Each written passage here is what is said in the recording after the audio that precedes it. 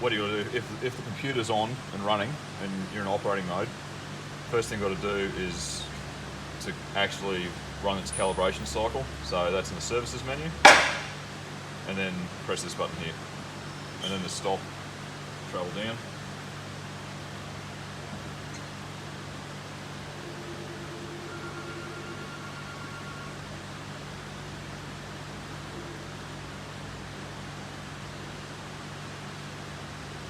Alright, once that's green, it's complete.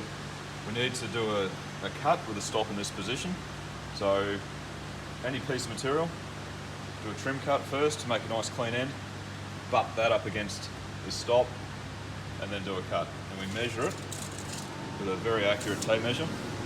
And we want to see that the cut length is the same as this. If it's not, then we need to change this dimension.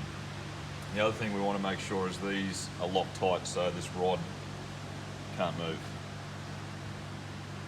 To change it, it's password protected. Password is 1, 2, 3, 4, 5, 6, 7, 8. Enter, and then OK.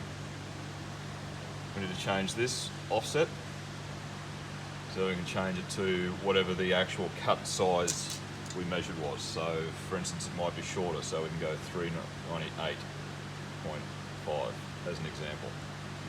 That'll change that. Make sure we run the calibration cycle again.